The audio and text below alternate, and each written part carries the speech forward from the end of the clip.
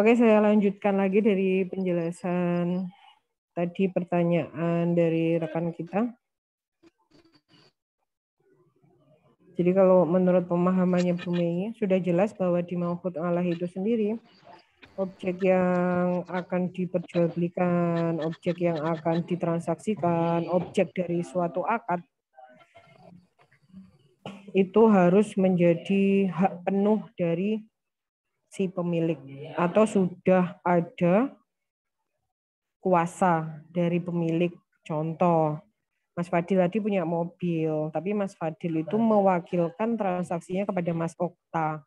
Sehingga yang bertransaksi itu antara Mas Okta dengan Bu Mei.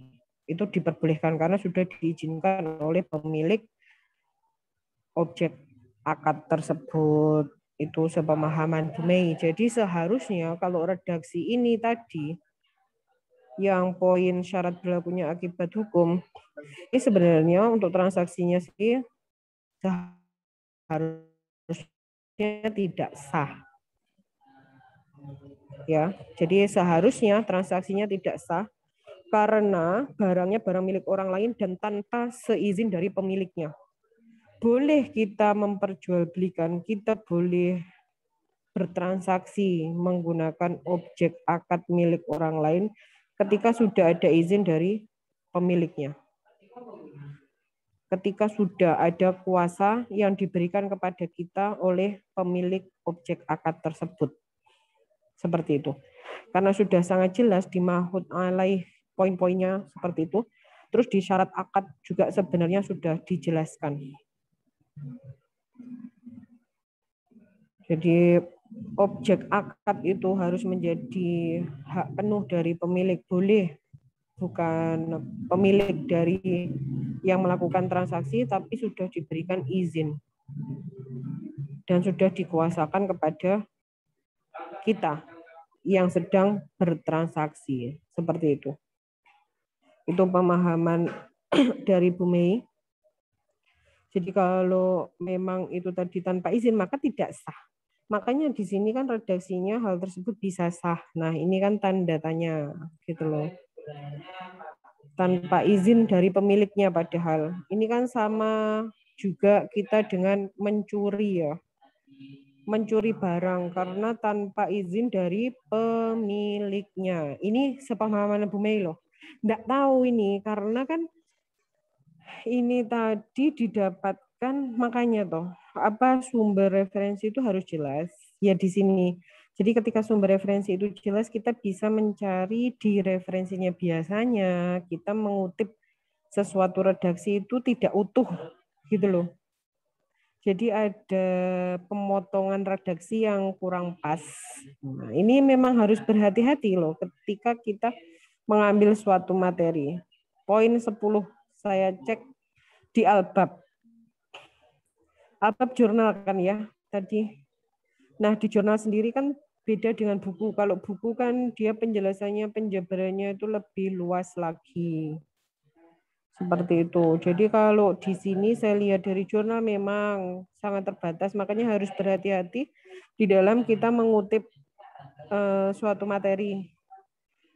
Kalau ini menurut Bu Mei tidak sah karena menjual barang milik orang lainnya tanpa seizin dari pemiliknya. Jadi kalau tanpa seizin dari pemiliknya itu sama dengan barang itu barang curian. Dan barang curian itu tidak sah atau batal akadnya ketika kita melakukan transaksi atau ketika kita melakukan akad.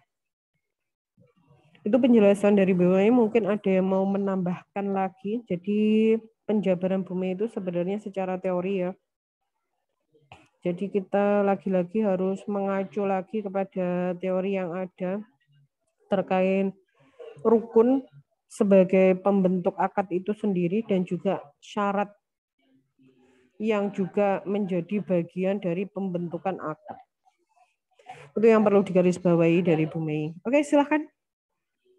Mungkin ada mau yang menambah, tiba-tiba rekan-rekan yang lainnya itu mendapatkan referensi. Ini Bu, saya mendapatkan referensi dari sumber yang sangat terpercaya. Ini di halaman sekian poinnya itu boleh. Silakan.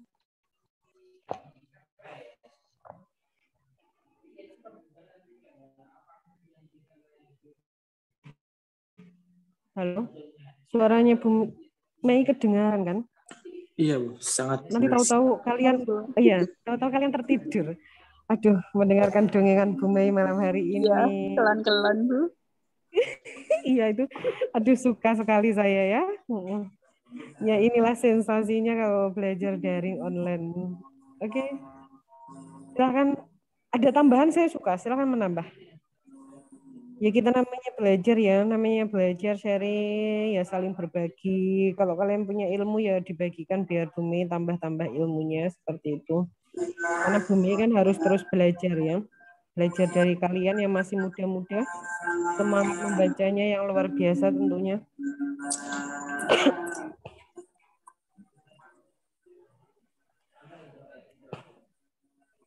Kalau terkait ini tadi sudah bisa Bumi simpulkan dari pendapatnya Bumi ini seharusnya tidak sah ya.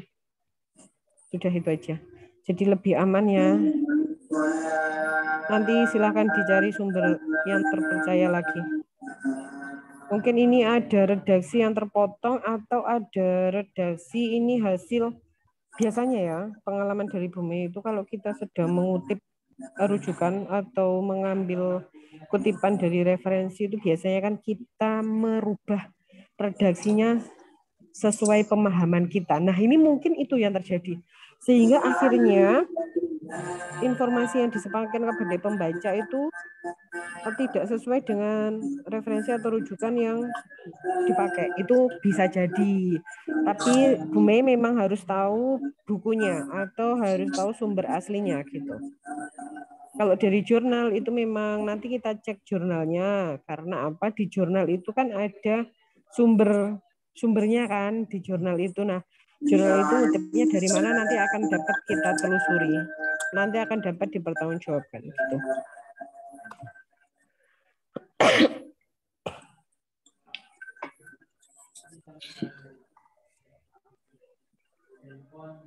Silakan. Saya menerima loh ini. Kalian kasih masukan, saran. Ini ada Bu ini. Saya menemukan ini referensinya Bu. Silakan. Dereng enten. Oh ya siap. Enggak apa-apa kan kuliah kita 16 kali tatap muka kan. Hari ini masih pertemuan ketiga ya kita ya. Wih masih lama, masih panjang. Siapa tahu di perjalanan kita menuju 16 kali tatap muka itu akan menemukan secercah referensi dan rujukan yang nantinya akan menguatkan argumen kita. Kalau argumennya Bu Mei itu tetap kembali lagi ke materinya Bu Mei yang kemarin. Jadi kalau barang itu tanpa seizin orang yang punya itu namanya kan mencuri. Jadi kalau mencuri itu secara transaksi atau akad yang terjadi itu tidak sah atau batal seperti itu. Karena simpel bagi Bu Mei, semuanya itu ada teorinya. Jadi kalau di teori itu beda lagi ya kalau tiba-tiba ada ijtihad. Jadi hasil dari fatwa MUI mungkin mengeluarkan fatwa seperti ini Bu, ada kasus ini diperbolehkan loh Bu, karena ini. Nah, di situ kan sudah ada penjelasannya, ada landasan-landasannya sangat jelas di situ. Iya, ada lagi dibaca. Suka saya. Ternyata kalian membaca. Kalau Bu Mei kan enggak baca makalahnya Mbak Aulia. Cuma saya melihat aja teknis penulisannya saja.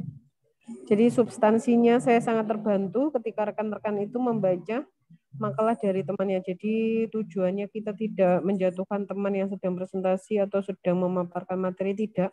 Tapi kita meluruskan redaksi yang ada di makalah tersebut.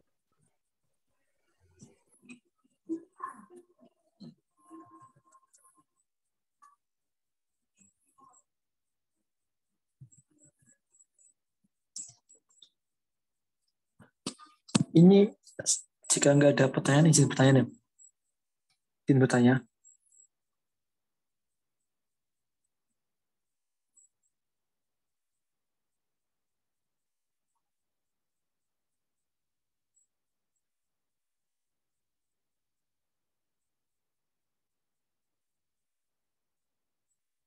Halo?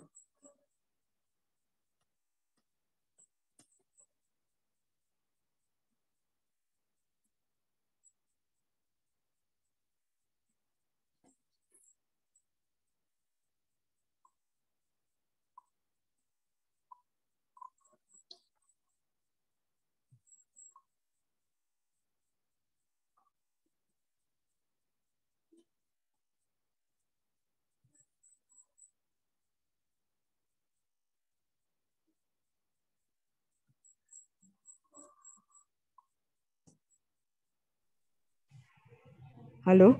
Iya, mohon maaf ya, Bu Mei, ada iklan. Jadi ada telepon masuk. Mohon maaf. Iya, ada iklan sedikit. Iya, silakan. Kalau ada lagi redaksi yang mau diluruskan di makalah ini, silakan. Saya izin bertanya jika tidak ada yang bertanya. Tetapi Ya, boleh.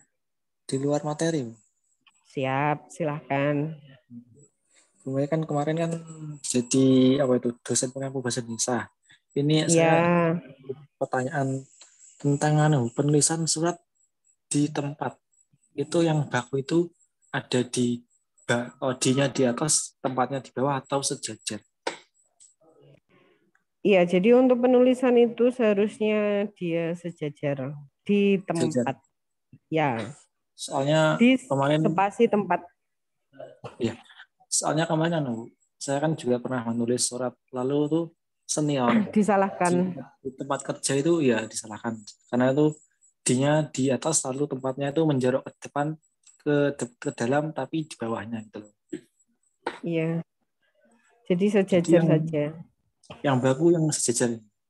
Iya, jadi bukan ya, bukan standar penulisan itu.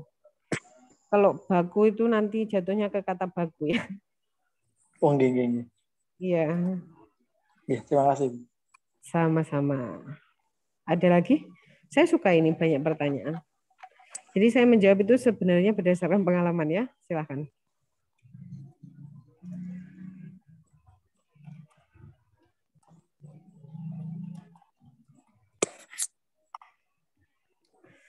Silakan. Jika ada yang mau didiskusikan. Untuk absennya gimana, Bu? Iya, ini nanti silakan absen di kolom komentar seperti kemarin di blognya Bu Mei. Linknya nanti akan saya kirim ya. Ini enggak tahu internetnya yang error, apa mouse-nya yang mau habis baterainya. Jadi saya pindah-pindahkan kursornya enggak bisa. Itu kendala pada malam hari ini. Ada lagi? Ini masih ada waktu sekitar 10 menit lagi. Kalau tidak ada, bisa kita akhiri dan kalian nanti persiapan di jam selanjutnya. Jadi beberapa teknik penulisan karya ilmiah itu harus kalian perhatikan. Tujuannya untuk apa? Jadi tujuannya agar kalian terbiasa. Ketika nanti tugas akhir skripsi, kalian akan lebih mudah untuk membuat tugas akhirnya. Seperti itu ya. Jadi IBIT memang saat ini sudah tidak disarankan lagi karena membingungkan. Makanya yang dipakai adalah kalau pengulangan referensi atau pengulangan rujukan itu langsung nama akhir dari pengarangnya, koma, dua suku kata dari judul buku, titiknya ada 3, koma, spasi langsung halaman. Itu cara penulisan untuk footnote. Footnote yang sama dengan atasnya loh ya, tidak ada apa IBIT, jadi tidak menggunakan IBIT. Itu aja sih yang perlu Bu Mei tekankan. Kalau masalah substansi dari makalah-makalah yang menjadi tugas di mata kuliah, itu saya serahkan sepenuhnya dari kalian. Karena memang untuk materi atau substansi yang kalian buat itu harus kita diskusikan bersama agar menjadi secercah ilmu yang bermanfaat untuk kalian, tidak membingungkan dan nanti tidak salah penafsiran itu saja. Jadi bersama-sama ayo kita benahi kalau memang harus ada klarifikasi di redaksinya. Itu aja sih yang dapat Bu Mei sampaikan. Selebihnya saya lihat sudah bagus sekali.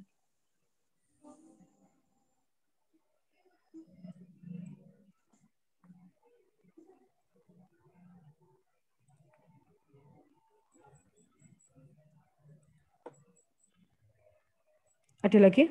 Sudah tidak ada kah? Dari saya cukup. Oke, yang lainnya? Kalau sudah tidak ada pertanyaan dari narasumber pemateri, silahkan untuk ditutup terlebih dahulu sebelum perkuliahan ini Bu Mei tutup ya. Silahkan Mbak Aulianisa.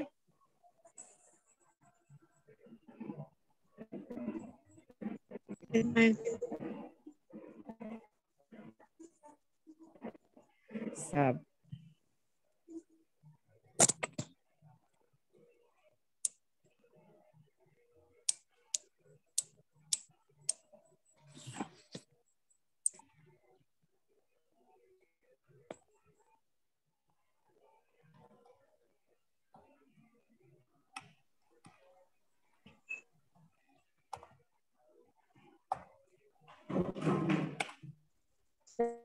Ada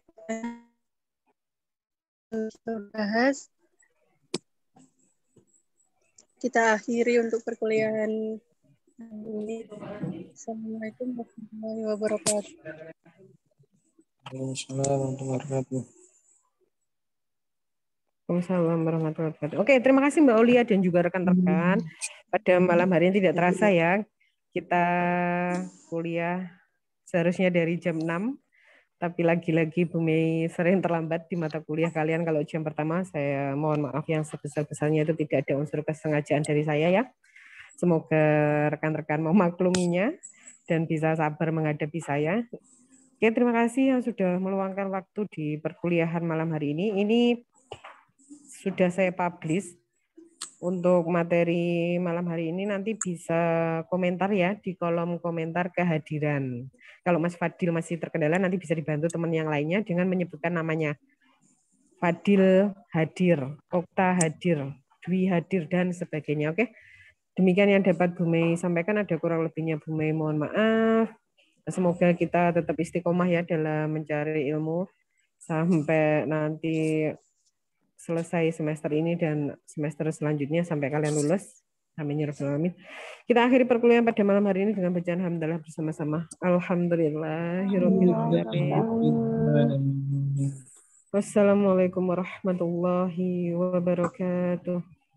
Waalaikumsalam warahmatullahi wabarakatuh. Izin Bu. Oke, silakan.